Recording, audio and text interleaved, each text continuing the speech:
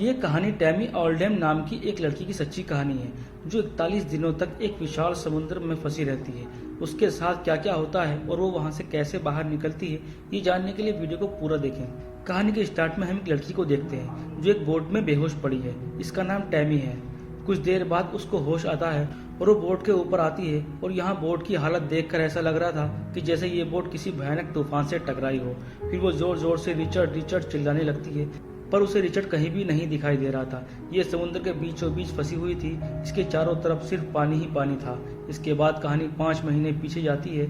यहाँ हम टैमी को देखते हैं जो इस आइलैंड पर घूमने आई है। इस आइलैंड का नाम ताहिती होता है। यहाँ उससे पूछा जाता है कि तुम क्या काम करती हो। वो बताती है कि मैं कुछ भी कर लेती हूँ, बस मुझे पैसे चाहिए। टैमी कैलिफोर्निया से है और वो पूरी दुनिया घूमना चाहती है। वो यहाँ बोट रिपेयर करती है ताकि उसे पैसे मिल सके। यहाँ उसकी मुलाकात रिचर्ड नाम के एक लड़के से होती है। वो भी एक सेलर था। उसके पास उसकी खुद की एक बोट थी। यहाँ रिचर्ड टैमी को डिनर के लिए इनवाइट करता है तो टैमी हाँ कर देती है। इसके बाद वो रात को डिनर पर पहुँचती है। वहाँ वो कुछ फोटोज देखती है। तब उसे पता चलता है कि रिचर्ड बहुत जगहों पर घूम चुका है। टैमी उससे पूछती है कि क्या तुम अकेले ही सफ़र करना अच्छा लगता है। इस पर रिचर्ड कहता है कि बिल्कुल नहीं, आप समुद्र में अकेले पड़ जाते हो और भूखे रहते हो और आपकी नींद भी पूरी नहीं हो पाती और हेलोसिनेशन का शिकार हो जाते हो। टैमी कहती है कि जब ये इतना मुश्किल है तो तुम करते क्यों हो। रिचर्ड कहता है कि ये एक एहसास है जिसमें बयान नहीं कर सकता। काफी अच्छा लगता है, हवा की आवाज, पानी की आवाज, इसे सुनकर सुकून मिलता है। इसके बाद ये दोनों अगली सुबह समुद्र के सैर पर निकल जाते हैं। धीरे धीरे ये दोनों एक दूसरे के साथ काफी अच्छा वक्त बिताते हैं। वक्त बीतने के साथ साथ इन दोनों की दोस्ती और भी गहरी हो जाती है। ये दोनों एक दूसरे के काफी करीब भी आ गए थे। एक दिन ये दोनों मार्केट में घूम रहे थे कि तभी उन्हें वहाँ एक कपल मिलता है जो रिचर्ड को पहले से ही जानते थे। इसके बाद ये लोग एक रेस्टोरेंट में जाते हैं। वो रिचर्ड को बताते हैं कि हमें कुछ जरूरी काम के लिए लंदन जाना पड़ रहा है। क्या तुम मेरी यॉट को कैलिफोर्निया ले जा सकते हो। हम तुम्हें $10,000 देंगे और साथ ही फर्स्ट क्लास के रिटर्न टिकट भी देंगे। इस पर रिचर्ड कहता है कि क्या मुझे 2 टिकटें मिल सकती हैं, क्योंकि वो अपने साथ टैमी को भी ले जाना चाहता था। वो इस बात के लिए एग्री हो जाते हैं और पूछते हैं कि तुम कब निकलोगे कैलिफोर्निया के लिए। रिचर्ड कहता है कि हम जल्दी ही निकलेंगे, लेकिन टैमी इस बात से खुश नहीं थी क्योंकि वो अपने घर की दिशा में नहीं जाना चाहती थी। तब रिचर्ड कहता है कि मैं ये डील कैंसिल कर दूंगा। इतना घूमने के बाद तुम मुझे मिली हो, मैं तुम्हें खो नहीं सकता। ये सुनकर टैमी इमोशनल हो जाती है और वो जाने के लिए मान जाती है और जल्दी ही ये दोनों उस बोट को लेकर कैलिफोर्निया की तरफ निकल पड़ते हैं और ये दोनों बहुत खुश थे। जब ये दोनों समुद्र के बीच में होते हैं तब रिचर्ड टैमी को शादी के लिए प्रपोज कर देता है और वो उसे एक रिंग भी देता है जो उसने खुद बनाई थी। टैमी शादी के लिए हाँ कर देती है क्योंकि वो भी उसे पसंद करने लगी थी। अगले दिन जब ये लोग कैलिफोर्निया की तरफ बढ़ रहे थे तब एक पक्षी उनकी बोट में आकर बैठ जाता है और इस पक्षी को देखकर टैमी बहुत हैरान हो जाती है क्योंकि ये लोग किनारे से बहुत दूर थे। तब रिचर्ड कहता है कि शायद ये हवा की वजह से यहाँ तक आ गया हो, क्योंकि हवा काफी तेज चल रही थी। तब टैमी कहती है कि क्या हमें फिक्र करनी चाहिए। तब रिचर्ड कहता है कि मैं पता करता हूँ। इसके बाद रिचर्ड नीचे जाकर रेडियो ऑन करता है। तब उससे पता चलता है कि जिस रास्ते से ये लोग जा रहे हैं उस रास्ते में एक बहुत बड़ा तूफान आने वाला है जो इनसे सिर्फ 1000 मील दूरी पर है। और ये सुनकर रिचर्ड बहुत परेशान हो जाता है। तब टैमी रिचर्ड से कहती है कि हमें अपना रास्ता बदल लेना चाहिए और हमें नॉर्थ की तरफ जाना चाहिए। इसके बाद ये लोग अपना रास्ता बदल लेते हैं और रात होते होते ये लोग बुरी तरह से उस तूफान में फंस जाते हैं। वो तूफान बहुत भयानक था। उन्होंने कभी नहीं सोचा था कि इतना भयानक तूफान का सामना करना पड़ेगा। तब रिचर्ड टैमी से कहता है कि तुम नीचे जाओ, तुम वहाँ सेफ रहोगी। लेकिन टैमी कहती है कि हम दोनों मिलकर इसका सामना करेंगे।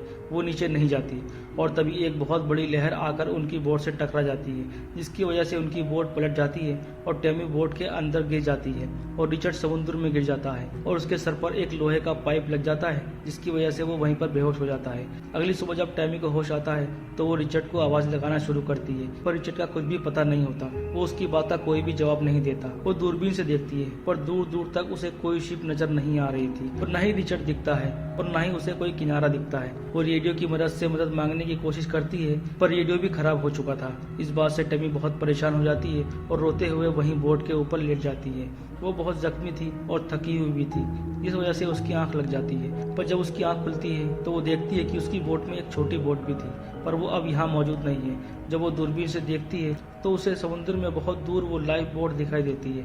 वो समझ जाती है कि रिचर्ड उस बोट में ही है। अब वो किसी भी हाल में वहाँ पहुँचना चाहती थी। इसके बाद वो यॉट स्टार्ट करने की कोशिश करती है, लेकिन वो स्टार्ट नहीं हो रही। इसके बाद वो तैर कर वहाँ जाने की कोशिश करती है। वो थोड़ी दूर पहुँचती है, तभी वो देखती है कि यॉट उससे दूर जा रहा है। और वो किसी भी कीमत पर उस यॉट को खोना नहीं चाहती थी, इसलिए उसे यॉट पर वापस आना पड़ता है। यॉट काफी डैमेज हो चुकी थी और उसका सेल भी टूट चुका था, जिसकी वजह से पानी अंदर जमा हो रहा था। इसलिए वो सबसे पहले उस बोट की थोड़ी सी रिपेयरिंग करती है और फिर अंदर जाती है। फिर वो पाइप की मदद से उसका पानी बाहर निकालने लगती है। इसके बाद वो उसके सेल को फिक्स करने की कोशिश करती है, तभी वो रिचर्ड तक पहुंच सकती है। सबसे पहले वो उस पोल को फिक्स करती है जिस पर उसको सेल लगाना था। ये इतना आसान भी नहीं था, पर वो जैसे तैसे करके उसको फिक्स कर देती है और उसका यॉट पानी में तैरना शुरू हो जाता है। वो उस जगह तक पहुंच जाती है जहां रिचर्ड था। रिचर्ड पलटी हुई बोट पर लेटा था और वो जख्मी भी था, जिसकी वजह से वो तैर नहीं पा रहा था। टैमी समुद्र में जाकर उसे यॉट तक लेकर आती है। वो यॉट में चढ़ नहीं सकता था, इसलिए टैमी उसको एक रस्सी में बांधकर बहुत मुश्किल से ऊपर खींचती है और देखती है कि उसका पैर बहुत बुरी तरह से जख्मी है। टैमी उसके पैर पर पट्टी करती है। रिचर्ड की हालत बहुत खराब होती है, वो ठीक से बात भी नहीं कर पा रहा था। उसकी एक पसली भी टूट चुकी थी और उसको बहुत तकलीफ हो रही थी। वो दोनों 2 दिनों तक ऐसे ही फंसे हुए रहते हैं। टैमी जब दिशा का अंदाजा लगाती है तो पता चलता है कि वो लोग उत्तर दिशा में बहुत दूर हैं। टैमी कहती है कि यहाँ से कोई भी शिप नहीं गुजरती, हम किनारे से बहुत दूर हैं, हमें कोई ढूंढने नहीं आएगा, शायद हम यहीं मर जाएंगे। रिचर्ड उसका हौसला बढ़ाता हुआ कहता है कि ऐसा कुछ भी नहीं होगा, तुम हिम्मत मत हारना। इसके बाद टैमी अपनी स्पीड का पता लगाती है तो उसे पता चलता है कि जिस स्पीड से वो लोग आगे बढ़ रहे हैं उन्हें कैलिफोर्निया पहुंचने में कई महीनों का समय लग जाएगा। तभी टैमी कहती है कि हमें कैलिफोर्निया ना जाते हुए हमें हवाई जाना चाहिए, क्योंकि वहां जाने के लिए हवा काफ़ी तेज चल रही है, जिस वजह से वो लोग हवाई जल्दी पहुंच जाएंगे। रिचर्ड कहता है कि ये काफ़ी खतरनाक है, बहुत कम लोग ऐसा करने में कामयाब होते हैं, और कहता है कि उस तरफ जाने में हमारा सफर 500 मील और बढ़ जाएगा। लेकिन टैमी उस तरफ ही जाना चाहती थी क्योंकि उस तरफ की हवा तेज चल रही थी और ये लोग फैसला करते हैं कि ये लोग अब हवाई ही जाएंगे। अपनी बोट को उस दिशा में मोड़ लेते हैं। अगले कुछ दिनों तक ये लोग अपना सफर हवाई की तरफ ही जारी रखते हैं। इसके बाद टैमी खाना जमा करती है और उन्हें पता चलता है कि उनके पास जो खाना है उसकी मदद से वो लोग सिर्फ 1 हफ्ते ही सरवाइव कर सकते हैं और उन्हें हवाई पहुंचने में 1 महीने से भी ज्यादा का समय लगेगा।